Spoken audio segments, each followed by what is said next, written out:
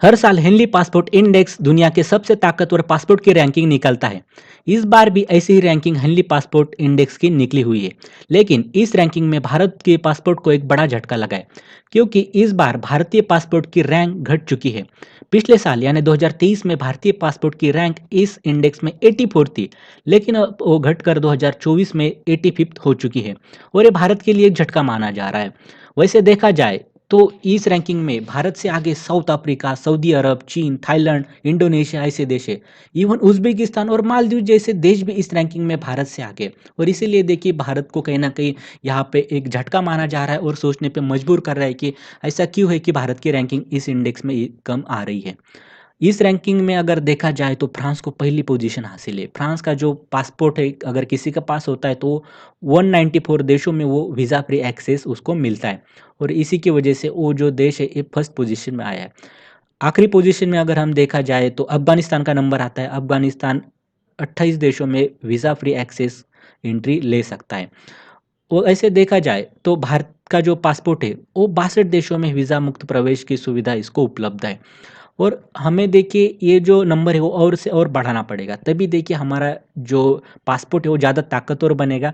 और फिर इस रैंकिंग में हमें सुधार देखने को मिलेगा और यही एक रास्ता इस रैंकिंग में हमें आगे जाना है तो। और इसी कारण है कि हमारा जो पासपोर्ट है वो कम देशों में वीज़ा फ्री एक्सेस हमको मिलता है, इसलिए हमारी रैंकिंग इस इंडेक्स में कम आती है।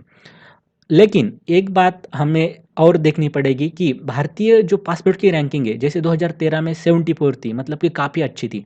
2014 में वो 76 हो गई, 2022 में 83, 2030 में 84, 2024 में 85, मतलब कि जैसे-जैसे साल आगे जा रहे हैं, वैसे-वैसे रैंकिंग घटती जा रही है। लेकिन दोस्तों, इसके एक पॉजिटिव भी सामने आता है, क्योंकि अगर हमने 2016 का एक एग्ज़ाम्पल लें, तब हमारी रैंक देखिए अच्छी खासी थी। तुलनात्मक अगर हम देखें आज के डेट को, लेकिन उस बार हमारा अगर हम वीज़ा देखें, वीज़ा फ्री एक्सेस हमारे देश को मिलता था तो वो 50 देशों में मिलता था। अब अगर हम देखने को जाए 2024 में तो हमें 62 देशों में देखिए वीज़ा फ्री एक्सेस मिलता है।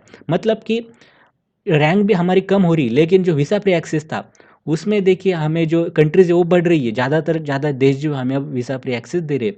और आने वाले समय में देखिए और देश हमें जैसे-जैसे वीज़ा एक्सेस देंगे तो वैसे-वैसे देखिए हमारे रैंकिंग इसमें इम्प्रूव हो जाएँगे। मतलब कि हम इम्प्रूव इन द डायरेक्शन जो वीज़ा फ्री एक्सेस हमें मिल रहा है उसमें कर रहे हैं, ये अच्छी बात है।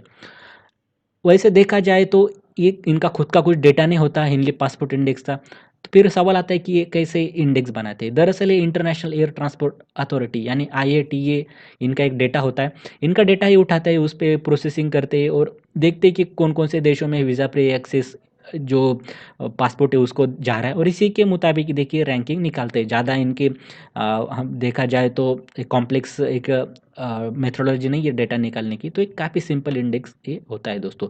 आपकी क्या राय है दोस्तों इस बारे में? तो आप कमेंट सेक्शन में ज़रूर बताइए। बहुत-बहुत धन्यवाद। Thank you.